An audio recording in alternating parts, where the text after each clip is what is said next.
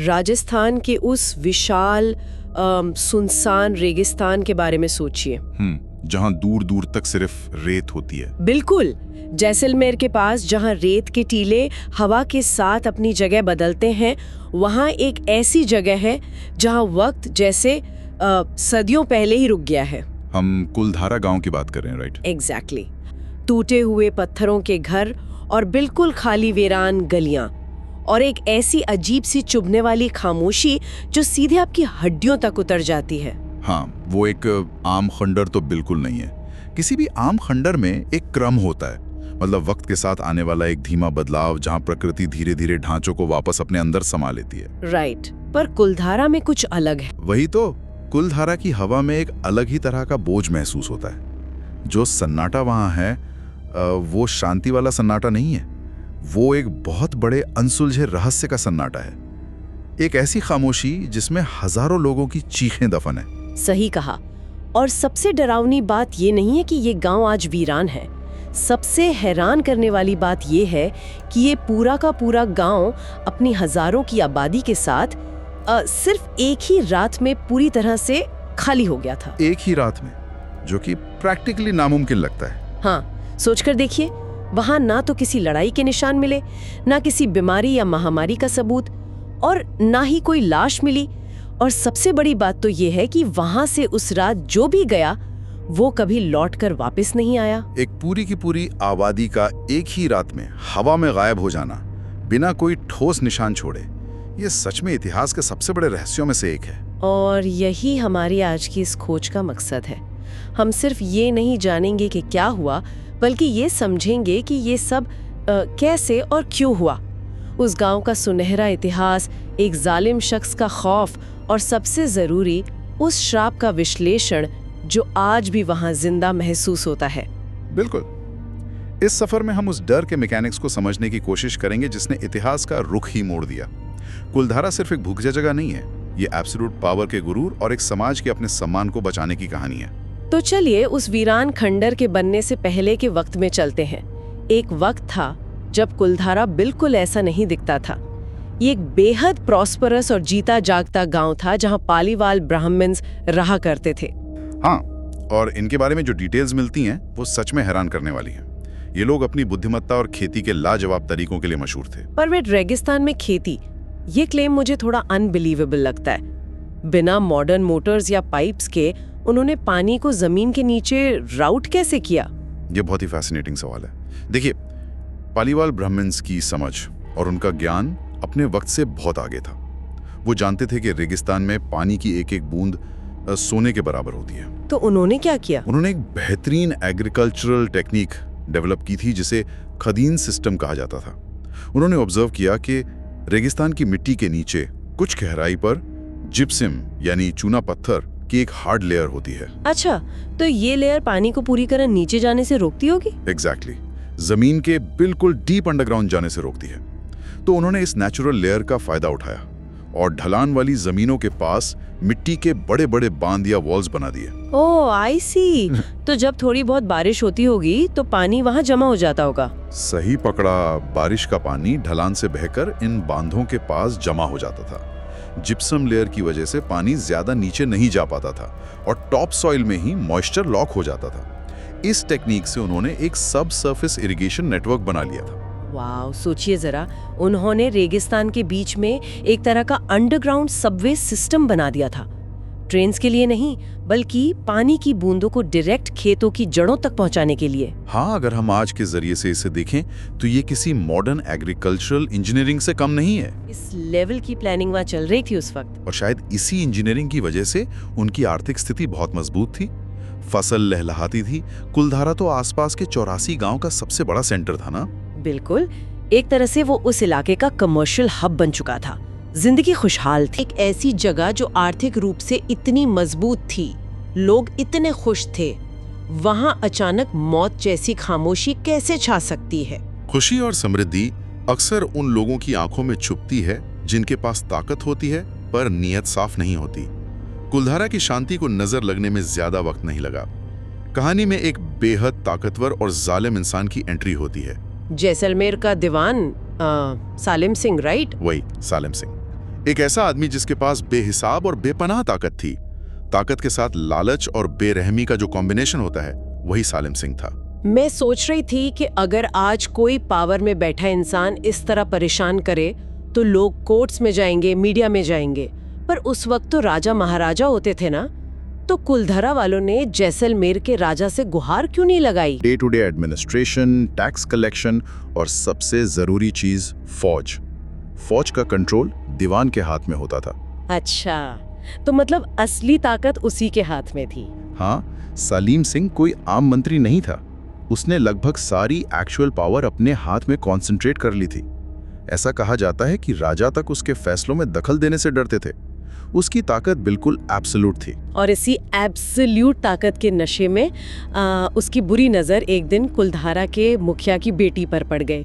उसने बस एक तरफा फैसला कर लिया कि वो लड़की उसकी होगी, जो कि उस पूरे हरे भरे गांव के लिए एक आफत बन गया। सलीम सिंह ने गांव वालों को एक खुली धमकी भेज दी कि अगली पूर्णिमा आने तक मुखिया की बेटी को उसके महल में भेज दिया जाए। पूर्णिमा तक का अल्टीमेटम। और अगर नहीं भेजा तो, अगर ऐसा नहीं हुआ तो पूरे गांव को इसका अंजाम भुगतना पड़ेगा। उसने कुलधारा पर भारी टैक्सेस लगाने और गांव को पूरी तरह से बर्बाद करने की धमकी दी। एक प्रॉस्परस गांव अचानक एक अकेले आदमी के खौफ के साए में आ गया। ये तो सिर्फ एक लड़की की जान या सुरक्षा का मुद्दा नहीं था, ये पावर डायनामिक्स का सबसे भयानक रूप था। मेरा मतलब है, ये पूरे समाज की इज्जत की बात थी। तो इस धमकी का कुलधारा ने क्या जवाब दिया? यही इस कहानी का टर्निंग पॉइंट है और यहाँ पालीवाल ब्राह्मण्स की कलेक्टिव स्ट्रेंथ काम आई। फैसला लेने के लिए सिर्फ कुलधारा के लोग इकट्ठा नहीं हुए। उस चांदनी रात के साये में आसपास के पूरे 84 गांव के मुखिया एक साथ इकट्ठा हुए। 84 गांव? ये तो अपने आप में माइंड ब्लोइंग है। आजकल एक 50 लोगों के व्हाट्सएप ग्रुप में एक आम सी मूवी डिसाइड नहीं होती, सबके अलग अलग ओपिनियंस होते हैं। यहाँ हम 84 अलग अलग गाँव के हजारों लोगों की बात कर रहे हैं। हाँ, ये सच में हैरान करता है, पर इसके पीछे उनका डीप सोशल स्ट्रक्चर और सम्मान यानी ऑनर का कॉन्सेप्ट था। उस वक्त की सोसाइटी में एक बार समाज की इज्जत मिट्टी में मिल जाती तो आने वाली पीढ़ियों तक उस दाग को धोया नहीं जा सकता था। तो सलीम सिंह की बात मानने का मतलब था अपना अस्तित्व खत्म कर देना। एग्जैक्टली। सलीम सिंह को बेटी सौंपने का मतलब था अपने गुरूर को उसके घुटनों पर रख देना। और पालीवाल ब्राह्मण्स का कोऑर्डिनेशन इतना स्ट्रांग था कि जब तय हुआ कि इज्जत से बड़ी कोई जमीन नहीं होती तो सबने एक आवाज में फैसला मान लिया। उन्होंने तय किया कि हम गांव छोड़ देंगे पर अपनी इज्जत नहीं। पर उन्होंने फैसला ले तो लिया, लेकिन इसके बाद जो हुआ वही सबसे बड़ा रहस्य है। उसी रात के अंधेरे में हजारों लोग अचानक गायब हो गए। रातों रात पूरी आबादी पलायन कर गई। मेरा यहाँ एक बहुत बड़ा प्रैक्टिकल डाउट है। हम सिर्फ 10-20 लोगों की बात नहीं कर रहे, हजारों लोग हैं। उनके साथ छोटे बच्चे हैं, बीमार बुजुर्ग हैं, औरतें हैं, उनके जानवर और सामान। ये सब लोग एक ही रात में बिना किसी आवाज के कैसे निकल सकते हैं? लॉजिस्टिकली देखा जाए तो इसके पीछे एक बेहद कैलकुलेटेड और डेस्परेट प्लानिंग रही होगी। ऐसे मासिव पलायन में शांति बनाए रखना प्रैक्टिकली इम्पॉसिबल टास्क है, पर खौफ और डर इंसान से क्या कुछ नहीं करवा लेता। वो तो है, पर आहट तक नहीं हुई किसी को। उन्होंने बच्चों को रोने से रोका होगा, जानवरों के गलों से घंटियां निकाल दी होंगी, यहाँ तक कि बैलगाड़ियों के पहियों पर कपड़े बांध दिए होंगे ताकि आहट ना हो, क्योंकि सलीम सिंह के गुप्तचर हर जगह थे। थोड़ी सी भी भनक लगती तो फौज टूट पड़ती। वो डर इतना इमेंस था कि उन 84 गांव ने जैसे वक्त की रफ्तार और आवाजों दोनों को रोक दिया था, और वो अपने पीछे अपने मेहनत से बनाए गए घर और इरिगेशन नेटवर्क्स छोड़ गए। उनका गुस्सा कितना गहरा रहा होगा उस वक्त। वो शायद उसी हेल्पलेस गुस्से में गायब होने से पहले उन्होंने जो वहां छोड़ दिया, उसने इस जगह को हमेशा के लिए भूतिया बना दिया। उन्होंने जमीन को एक भयानक श्राप दिया था कि ये जमीन अब कभी आबाद नहीं होगी, और जो कोई भी यहाँ दोबारा बसने की कोशिश करेगा उसका पूरी तरह से विनाश हो जाएगा। अगले दिन जब पूर्णिमा के गुरूर में सलीम सिंह के लोग उस गांव में पहुंचे होंगे तो उन्हें वहां क्या मिला होगा? सिर्फ सन्नाटा, ना लोग, ना जानवर, ना चूल्हों में आग। एक कमर्शियल हब एक रात में कब्रिस्तान जैसी खामोशी में बदल चुका था, और सदियां बीत गई पर आज तक कुलधारा वैसे का वैसा ही खाली पड़ा है। जिसने भी वहां रुकने की कोशिश की उसके साथ कुछ बुरा ही हुआ, और आज के दौर में तो ये जगह प्योरली हॉन्टेड मानी जाती है। प्रोफेशनल पैरानॉर्मल इन्वेस्टिगेटर्स ने इस जगह की जांच की है और उनकी फाइंडिंग्स सच में सहमने पर मजबूर कर देती हैं। हाँ, मैंने पढ़ा है कि मॉडर्न साइंटिफिक इक्विपमेंट्स के साथ वहाँ अजीब चीजें रिकॉर्ड की गई हैं, जैसे सडन टेम्परेचर ड्रॉप्स यानी कोल्ड स्पॉट्स, रेगिस्तान में अचानक से किसी स्पेसिफिक दीवार के पास तापमान 10 से 15 डिग्री तक गिर जाता है। हाँ, इन्वेस्टिगेटर्स इन एनोमलीज को बहुत सीरियसली लेते हैं। इसके अलावा EMF मीटर्स जो इलेक्ट्रोमैग्नेटिक फील्ड्स नापते हैं, वो उन खाली गलियों में अनएक्सप्लेन्ड एनर्जी स्पाइक्स पकड़ते हैं। ऐसी एनर्जी जिसका आसपास कोई फिजिकल सोर्स ही नहीं है, कोई वायर्स नहीं है वहां, फिर भी मशीन्स वाइल्ड हो जाती हैं। पैरानॉर्मल साइंस में इन कोल्ड स्पॉट्स और EMF स्पाइक्स को ऐसी एनर्जी की प्रेजेंस माना जाता है जो फिजिकल रियलिटी का हिस्सा नहीं है, और उन्होंने वहां स्ट्रेंज साउंड्स भी रिकॉर्ड किए हैं EVPs के जरिए, ऐसी आवाजें जिनकी फ्रीक्वेंसी इंसानी कान नहीं सुन सकते, जैसे किसी के चलने की आहट या खुसफुसाहट। एग्जैक्टली ऐसी चीजें वहां रिकॉर्ड हुई हैं। ये डेटा और श्राप का कॉम्बिनेशन माहौल को और भी क्रीपी बना देता है। वहां रात को आम लोगों का रुकना इसलिए स्ट्रिक्टली मना है। पर एक सवाल मेरे दिमाग में चल रहा है, सच क्या है? क्या ये सिर्फ एक डर की कहानी है जो वक्त के साथ और बड़ी होती गई? हिस्टोरिकल और एकेडमिक कम्युनिटी इस बारे में क्या कहती है? एकेडमिक पॉइंट ऑफ व्यू से देखें तो कुछ हिस्टोरियंस की एक अलग थ्योरी है। उनका मानना है कि वहां कोई रातों रात चमत्कारी घटना नहीं हुई थी। वो आर्ग्यू करते हैं कि शायद उस इलाके में सिवियर पानी की कमी हो गई होगी, सूखा पड़ गया होगा, और इस इकोलॉजिकल क्राइसिस की वजह से लोगों ने धीरे धीरे माइग्रेशन किया होगा। सुनने में तो ये माइग्रेशन वाली थ्योरी बहुत लॉजिकल लगती है। जमीन सूख गई तो लोग निकल गए। लॉजिकल लगती है, पर इसमें बहुत बड़े झोल हैं। अगर हम क्रिटिकली सोचें तो ये थ्योरी टूटने लगती है। अगर पानी की कमी का मामला था और लोग धीरे धीरे जा रहे थे, तो कुलधारा अचानक से इतना पूरी तरह खाली और इंटैक्ट क्यों मिला? धीरे धीरे जाने पर तो लोग सामान सटीक से ले जाते हैं। वही तो, पर वहां घरों की हालत ऐसी मिली जैसे कोई अपना खाना बीच में ही छोड़कर भाग गया हो। ये सडन पैनिक को दिखाता है, ना कि स्लो माइग्रेशन को। लेकिन मेरा यहाँ एक काउंटर पॉइंट भी है। अगर पानी ही नहीं बचा था तो भले ही वो कैसे भी गए हों, वो लौटकर आते कहाँ? सूखी जमीन पर वापस आने का कोई मतलब नहीं था ना? वो आपका पॉइंट वैलिड है, पर यहाँ इकोसिस्टम का साइकिल समझना जरूरी है। सूखा परमानेंट नहीं होता। कुछ सालों में बारिश वापस आती है, मौसम बदलते हैं। पर सबसे बड़ी हिस्टोरिकल अनोमली ये है कि पिछले 200 सालों में जब बारिशें आईं तो कोई वापस नहीं आया। एक भी नहीं। उन 84 गांव के हजारों लोगों में से या उनकी आने वाली पीढ़ियों में से कोई एक इंसान भी वापस अपनी पुश्तैनी जमीन पर हक जताने नहीं आया। इंसान आमतौर पर अपनी जमीन को मुड़कर जरूर देखता है, पर वहां कोई नहीं गया। वाओ, ये तो सच में बहुत बड़ा पॉइंट है। 200 साल तक किसी ने मुड़कर नहीं देखा। इसका मतलब है कि डर और श्राप उनके दिलों में उस सूखे की थ्योरी से कहीं ज्यादा गहरा बैठ गया था। कुलधारा आज भी उस खामोशी को लपेटे हुए खड़ा है। अगर हम इन सभी लेयर्स को जोड़कर देखें तो समझ आता है कि ये सिर्फ टूटे पत्थरों का ढेर नहीं है। ये ताकत के गुरूर के खिलाफ एक ऐसी खामोश बगावत थी जिसने वक्त को हमेशा के लिए वहां फ्रीज कर दिया।